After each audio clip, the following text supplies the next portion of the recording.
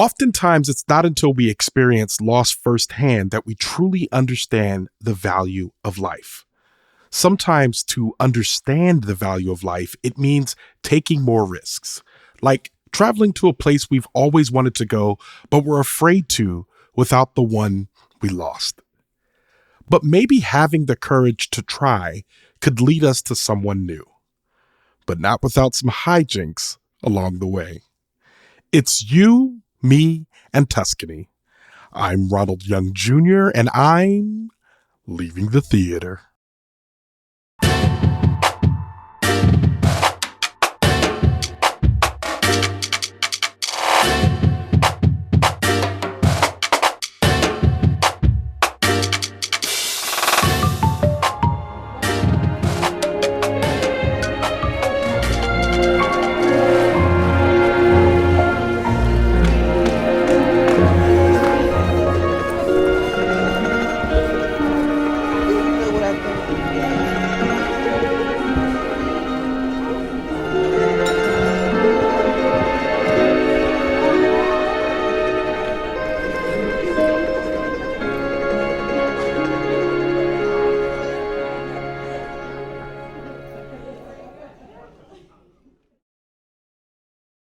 All right, this is Ronald, and I am leaving the theater after seeing You, Me, and Tuscany. You, Me, and Tuscany, written by Ryan Engle, directed by Kat Coiro, starring Halle Bailey, Rege Page, Marco Calvani, Lorenzeo de Moor, Aziza Scott, and Isabella Ferrari. And per usual, for a complete listing of the cast and crew, you can go to the link in our show notes. I'd like to start this with a trigger warning before I reveal whether or not I have a guest. This is a movie about Italy, and at some point I am going to do an Italian accent. It's going to happen. If that is something that bothers you or triggers you, I want to apologize in advance. It's going to happen. I almost did it in the theater while I was watching the movie, and I thought about it the whole time, and I didn't. But I feel it bubbling up. For that reason, I am not here alone. Actually, not for that reason, but I'm not here alone. I am here with Jonqulyn Hill. I'm glad you gave me the trigger. The trigger warning is actually for me, because I did not know there was an Italian accent coming, y'all. We're in this together. I can't. As soon as they started talking and they got to Italy, and it kind of became a caricature of Italians, I was almost in the film. I was almost up front. And there it is. And there's literally a man named Luigi in this film. Yeah. There's a Giuseppe, there's a Luigi. It's all right there. Okay. So You, Me, and Tuscany is a film about a woman played by Halle Bailey, and I am definitely going to slip up and call her Halle Berry at some point during this, so please don't email me. So it's about Halle Bailey, who is playing a woman named Anna, who is grieving the loss of her mother, and she decided she wanted to be a chef, and she had done a lot of cooking with her mother. She was inspired by her mother. Her mother died before they were able to go to Tuscany, Italy, and Anna's going through a rough patch. She's struggling to pay rent. But she already had the ticket to Tuscany, so through some happenstance, she ends up in Italy, in this villa, with a fake engagement, and she becomes entangled with this family, and lies and hijinks ensue as a result. It's a true romantic comedy. I'll stop right there. Jonqulyn Hill, what did you think of this film? I really enjoyed this. Like I was saying, if you like 2000s rom-com, like hijinks, that style, if you like dirty macking, talk about filthy macking, disgusting macking. Can you describe what filthy macking is? So dirty macking is like, if you know someone has a guy or girl and you're like, I don't care, I'm about to spit my game anyway. That is, and the dirty macking gets downright disgusting at one point where it's like, Ronald turned to me and he was like, this man's a scumbag. Yo, really? I did. I really did, because at that moment I was just like, yo, dog, she is engaged as far as you know, and you're just like, nah, dog, I'm getting at. Like it wasn't just dirty Mackie. It was like wild. He was actually wild for that. He was so wild for that. If you like those things, and along with Women Who Lie, I personally love all three of those things. You're gonna have a good time at this movie. Yes, I feel the same. I really you said early 2000s. I thought 90s as well. It was zany. Zany is the right word. Yeah, it was zany. Hijinks. There's hijinks. Yes. It just feels like early in the film, almost as a wink and a nod to the audience, Nia Vardalos is listed in the cast. She's in this movie not very long. It's very much a cameo, but Nia Vardalos is my big fat Greek wedding, and it's almost like a signal to what this film is about to be, because she shows up and it's almost like she's passing the torch to Halle Bailey in a way. And so after that, I'm like, oh, okay, I kind of know what I'm going to be I know what to expect now. And I hope what I'm interested to know. What I like about this is seeing it before the hashtag discourse. And I think like more and more we should all see movies opening weekend so that we can form opinions before the conversation starts. I'm a strong proponent of that. I told everyone, every time I'm yelling at people, I come out of the film early and I'm always like, this is one you need to see early. Don't wait. You'll be behind the discourse. And it's very much a thing of like, rom-coms require a sense of earnestness, and I am curious how people are going to respond to the earnestness. But if you love earnestness, if you love hijinks, if you love zany, if you love wacky, if you love two people who are, we talked about this before the movie, a little too hot. Okay, and so I was wrong. Because he did okay, we're going to get into the Rege Jean page of it all, but he did I was like, what's the chemistry gonna like? Is he gonna be able to do this? But he did exactly this. I think he's been trying to get off type. Sir, do more of this. I loved Bridgerton. Do more of this. Do more of this.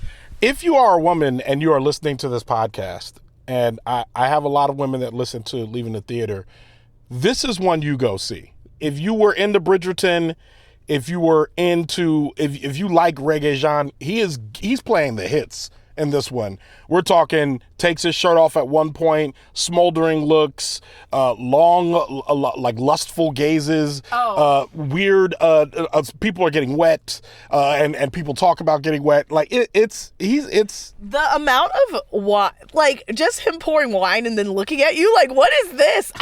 Like I was literally, Ronald, I don't know if you saw it, but there were times I was giggling and kicking my feet. At one point you were sitting there looking at the film and you had your hands in like a teepee, like just like all figures together, and it was like you had the Martin Scorsese hands. No, it's like cinema. Yeah. This is cinema. This is cinema. Halle Bailey, she has the perfect look for a romantic lead. She has it. I believed her. What did you think? I think so too. Also, at first, I thought she was going to be doing a lot of singing. That was not the case. Yeah. That was not the case. But we got one song from her. One. And also, the outfits. Like, if you need milkmaid dress inspiration, I'm like, I don't know how she got all them little milkmaid dresses in that little carry-on, but she did what she needed to do. Like, people are gonna, this is what's going to happen. People are going to watch this movie, and then the tourism board in Tuscany is going to do tours where it's like, we're going to do a You, Me, and Tuscany trip tour, and they're going to gather all of their buff black men, and they are going to be, oh my God, they are going to be dominating these wineries. It's about, the girls' trips are about to be sick. The girls' trips are about to be sick. It's funny. I'm glad you said that because I immediately thought that. I was like, there's going to be a lot of black women in Italy after seeing this, or at least it's going to come up in the group chat because one, the setting was beautiful. And I sat there and I said, oh, they're in Italy. They shot this in Italy. That was the thing. If you look at the credits, all those names are Italian. They're like, thank you to the tourism board in Rome. Like, they shot this on location. The country of Italy, I feel like they're all in on this. They are about to be welcoming these girls' trips with open arms. Yeah, it's definitely going to spark the tourism.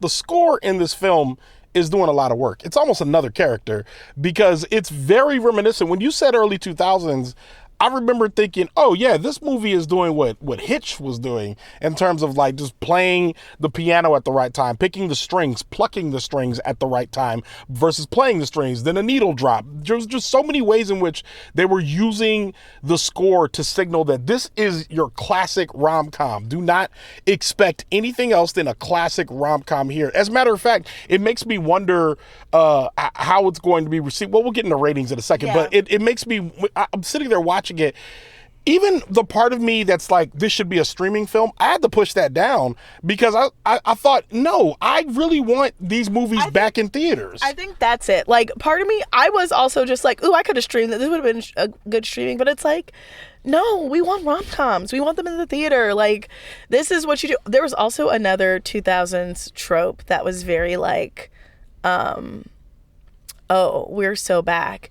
And it's very much a skirt. You're probably wondering how I got here. And I was like, I was wondering how you got here. Thank you for explaining that to me.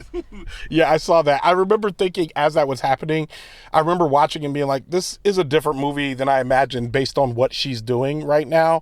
But that also builds the remarkable heart of the film in which they stick with the idea that she is trying to escape from her own life by living other people's, and this zany thing comes to be.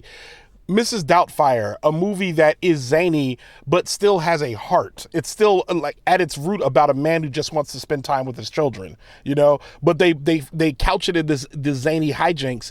This is a movie about a woman who doesn't have family. She lost her mom, and it's funny because I'm watching this and I'm thinking, I think the losing your mom trope, as someone who's lost her mom, I feel like the losing your mom trope. I was thinking of you when that happened. I was like, ooh, is the movie like not it for you now? No, because it felt like I understand why they do that. I think it's hard to really quantify the pain of losing your mother until you go through it.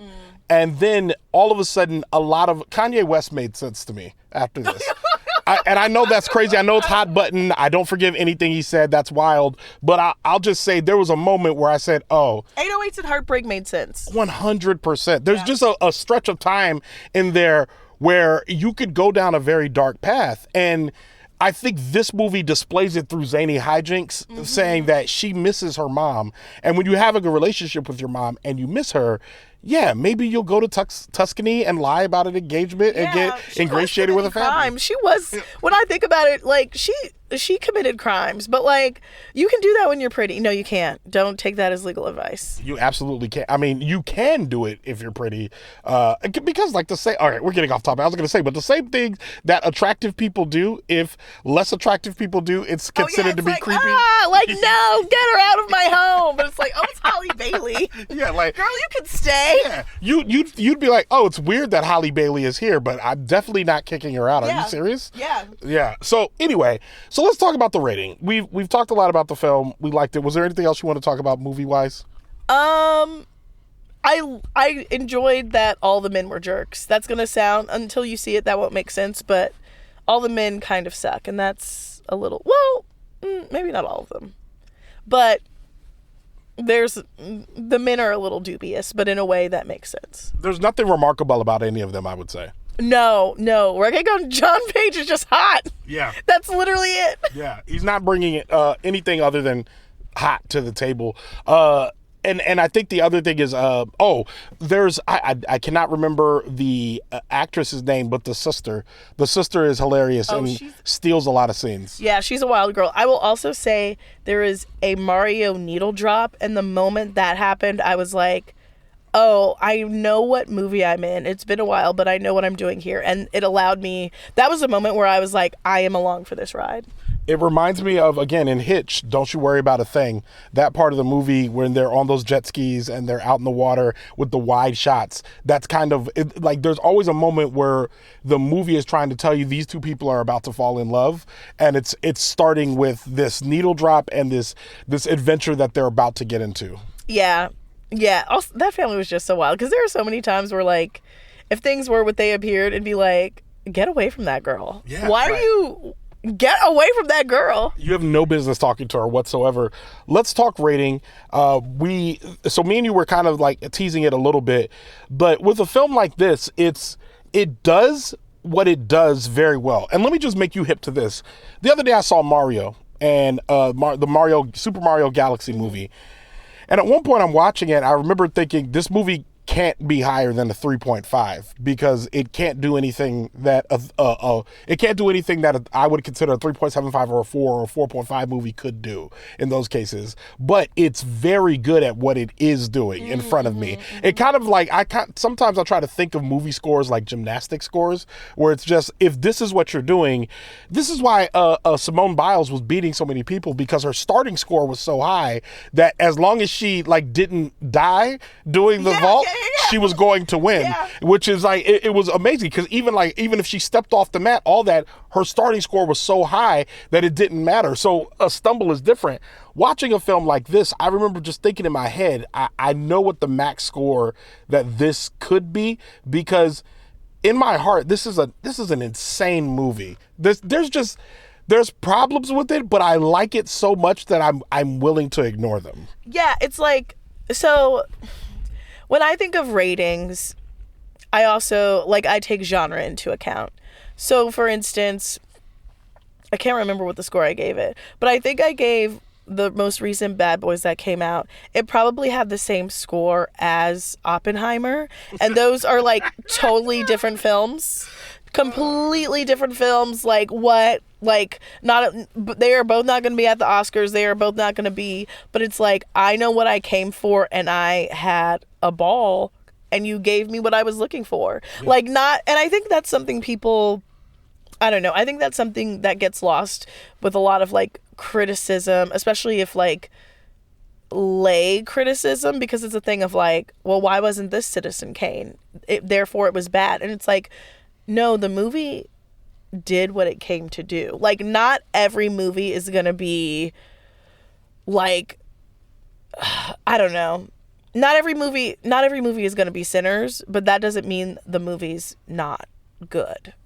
I agree. And I also think that there's still a range of romantic comedies in terms of stuff that is probably better than You, Me, and Tuscany, but I mean, still, it's not When Harry Met Sally. That's what I was going to say. Like, look at the classics. It's not going to be one of those. It's not going to be like a Sleepless in Seattle, which actually I don't think people like. It's not even a Brown Sugar. It's not a Brown Sugar. It's not even, what's the other one with them? It's not Love and Basketball, but that's not really a comedy, right? That's a horror movie. Yeah, that is a horror movie. I would say, is it a 27 Dresses? It could be a 27 Dresses. Is it a Runaway Bride? Is it a runaway? That is it. Is it a runaway bride? Is it a Pretty Woman? Yeah. Ooh. I think Halle Bailey should go on. All right, with all of that being said, let me finish that thought. I think that Halle Bailey should go on a run of romantic comedies right now. I think she should be trying to get these, at least try to get another couple, whatever. But with all of that being said, what do you rate this movie out of 5 stars? I am going to give it a 4.25 because I think it does the rom-com thing it needs to do. Like, 3 is, like, very average. Like, 3 is like a C. This is definitely a B+. Like, go see it with your girls, have a good time, have a giggle. Afterwards, be like, girl, we should go to a winery in Tuscany. Rege, John Page, do more of this. I'm trying to watch you, like, I don't know, like, take your shirt off and more things. Do that. We like it. Do more of it. You're good at it. I give it a 3.75 of 5 stars. I think that, in my opinion, I don't think it could get higher than that, but I think it maxes out. I know why, based on what you explained. I think our scores are the same, which I know sounds insane, but based on your score, get to say, in terms of genre, I'm still rating it according to the original scale, and I am holding the scale fast and saying that I think that a movie like, I think that there are romantic comedies that do rise to the range of 4.25. And I just think if I gave You, Me, and Tuscany a 4.25, then what am I giving Pretty Woman a 6? You know what I mean? Like at this point. So I feel at that point, so I'm like, I always like to hold it down, but I recognize your score. You just explained why. So it makes sense. Regardless, go see this movie. It's good. It's good. And it's Black love. And it really is. It really, but like, it's Black love, but like very accessible to non-Black audiences, even though it has 2 Black leads. They made a Black movie for white people. And it's also like race comes up, but it's like very, I don't know, very like there's an acknowledgement where it's like, oh, it's just you and me here. And it does come up in a discussion some characters have at the climax. There is some tension. But I don't know. It was done. You mean when he calls him a... No, that did not happen. That did not. But there is a little thing of like, are you like a part of this family? And so, I don't know. It did a good job. Shout out to Will Packer for this one. Yeah, well, go see it. Wine is going to be on a premium this summer, so just get ready for that. And with that, Leaving the Theater is a production of Oh It's Big Ron Studios. I mixed this episode. Per usual, I'm working hard. Putting out episodes of this show. There's a lot of coordination that's going on about Leaving the Theater specifically. Working on doing more social videos, trying to get ahead of that. Also, revamping Heartbreaker. I'm still telling stories on stage, so I'm working on that. I have a new top secret project that I can't even tell y'all about because if I start saying it out loud, I feel like it will grow to a place where I might start to get afraid of it. So I'm just starting to do it, and I'm just going to leave it at that. All of the contributions that come in from Oh It's Big Ron help me with all of these projects. Not just Leaving the Theater, but you're helping with multiple projects. You help with Wait For It. You help with Heartbreaker. You help with Leaving the Theater. You help with this top secret project. You are helping me. And all of this is a labor of love. This is what I do for a living. It's a labor of love, but it's still labor.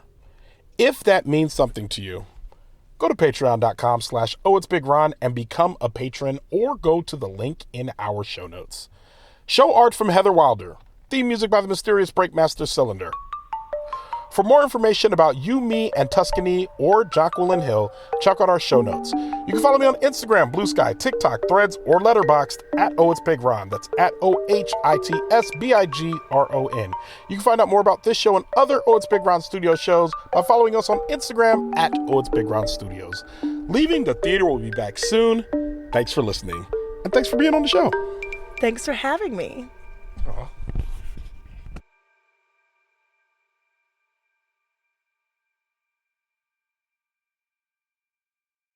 I'm Ronald Young Jr., and I'm...